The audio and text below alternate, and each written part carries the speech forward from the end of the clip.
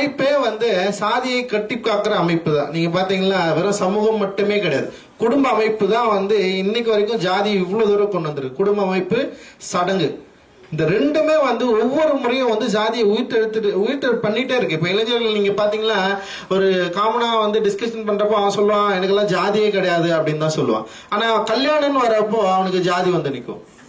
Okay, அதுக்கப்புறம் என்னன்னா கோயில் திருவிழாக்கள்ல பண்டிகையில வந்து ஜாதி வந்து நிற்கும். அது வரைக்கும் அவன் வந்து என்ன பண்ணுவான்னா பொது இடங்கள்ல வந்து முற்போக்க தான் பேசுவான். மிகப்பெரிய முற்போக்குவாதிகள் சரி, இலக்கியவாதிகள் எல்லாருமே கூட பாத்தீங்கன்னா ஜாதி இல்லைன்னு பேசுறவங்க கூட அவனுடைய கல்யாணத்துல கட்டாயமா ஜாதியை வந்து அவன் அட்டன் பண்ணியே ஆகணும். அவன் வந்து அவனுடைய சாதியில வந்து கல்யாணம் பண்ணா, அப்படி இல்லைன்னா ஜாதி ரீதி அவன் ஜாதி மீறி கல்யாணம் பண்ணா அவன் ஒரு பிரச்சனையை வந்து அனுபவிப்பான். ரெண்டாவது வந்து சடங்கு, அவனுடைய கோயில் திருவிழாக்கள்ல இல்ல வந்து பண்டிகைகள்ல இந்த சடங்குகள்ல வந்து மீண்டெழுந்துனே இருக்கு ஜாதியம்.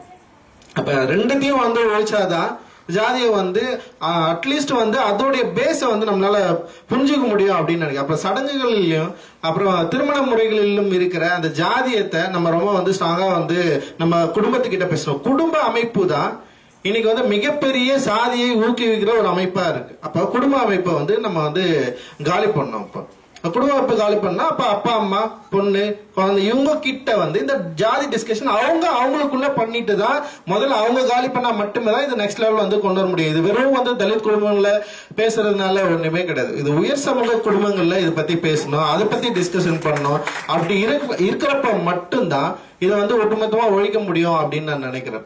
இது வந்து திரைப்படங்கள்ல நம்ம வந்து எப்படி பேசலாம் அப்படின்றப்பதான் வந்து நிறைய வந்து வச்சுக்கலாம். ஏன்னா வந்து பொதுவா திரைப்படம்ன்றது வந்து என்ன இருக்குன்னா ஒரு கமர்ஷியல் மீடியம், ஒரு மெயின் ஸ்ட்ரீம், ஒரு பரவலா பொதுவா மக்கள் பார்க்கப்படுற ஒரு இடமா இருக்குது. முதல்ல வந்து திரைப்படங்கள் தான் வந்து ஈக்குவாலிட்டியை வந்து தியேட்டர்கள் தான் ஈக்குவாலிட்டியை வந்து உருவாக்குச்சுன்னு கூட நம்ம சொல்லலாம்.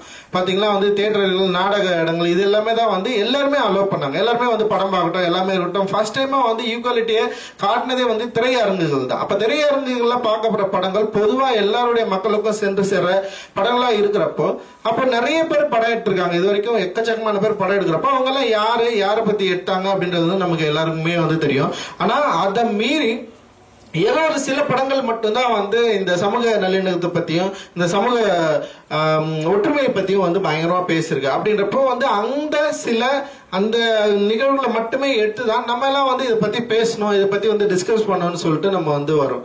அதுக்கப்புறம் என்னன்னா என்னுடைய படங்கள் பாத்தீங்கன்னா ஒரு கமர்ஷியல் படமா தான் நான் சொல்லுவேன். இது எதுவும் வந்து பயங்கர ஆர்டிஸ்டிக், இது வந்து ஒரு எல்லாத்தையும் வந்து காலி பண்ற படம் அப்படின்னு கூட நான் இது வரைக்கும் அந்த மாதிரி எந்த படமும் பண்ணல. இந்த 3 படங்களும் நான் கமர்ஷியல் ரீதியா அந்த மெயின் ஸ்ட்ரீம் சினிமாக்குள்ள சில விவாதங்களை வந்து உண்டு பண்ணோம் அப்படின்றதுக்காக சில விஷயங்களை வந்து நான் பண்ணிருக்கிறேன்.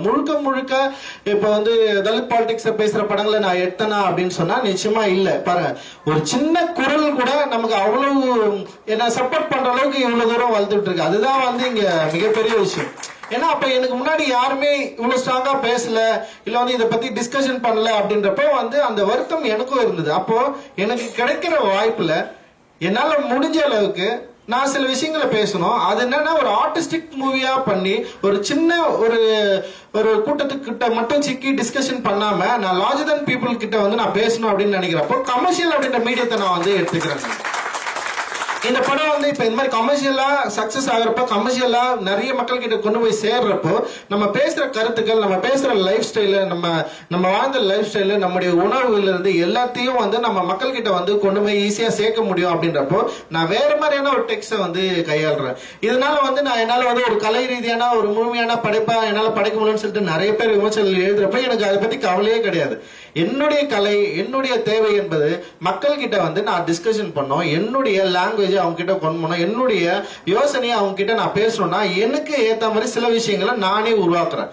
அது வந்து நீங்க வந்து கமர்ஷியல் மூவியா சொன்னாலும் பரவாயில்ல, ஆர்டிஸ்டிக் மூவியா சொன்னாலும் பரவாயில்ல அப்படின்றப்ப நான் அது எல்லாத்தையுமே ஒதுக்கி வச்சுட்டு என்னுடைய கருத்தை வந்து நான் சொல்றதுக்கு சில டெக்ஸ்ட் வந்து கிரியேட் பண்ணி அது மூலமா தான் நான் போயிட்டு மக்களை வந்து நான் கம்யூனிகேட் பண்றேன். அந்த கம்யூனிகேட்ல தான் அட்டகத்தி வந்து வெற்றி பெற்றது, அதுலதான் மெட்ராஸ் வந்து வெற்றி பெற்றது, அதனாலதான் கபாலியும் வந்து இந்த இடத்துக்கு வந்திருக்கு, வெற்றி பெற்றிருக்கு. அப்படின்றப்போ நம்ம வேலையை கரெக்டா செய்யறோம் அப்படின்ற மாதிரி சின்ன வந்து சந்தோஷம் நமக்கு வந்து கிடைச்சிருக்கு. ஏன்னா அதாவது மெட்ராஸ் விட வந்து கபாலி வந்து கிரிட்டிக்கலா மிகப்பெரிய விமர்சனத்தை வந்து இந்திய அளவுல எழுப்பிச்சு அப்படின்னு கூட நம்ம சொல்லலாம். ஏன்னா குறிப்பா தமிழகத்துல வந்து தனி மனித தாக்குதலே நிகழ்ந்தது. இப்ப என்னையும் வந்து சாதி ரீதியா வச்சு கூட நிறைய பேர் பேசினாங்க. ஏன்னா எனக்கு அந்த மாதிரி பிரச்சனையே கிடையாது. ஏன்னா வந்து இந்த படத்துல நம்ம பேச போற பொருள் எவ்வளவு தூரம் போய் சேரப்போகுது. இது வந்து ஒரு சினிமா, அதாவது என்னன்னா இந்திய சினிமாவில் இருக்கிற ஒரு ஒரு மிகப்பெரிய ஸ்டார் அந்தஸ்து உள்ள நடிகர் நடிக்கிறப்போ அவர் வாயில இருந்து சில விஷயங்கள் வரப்போ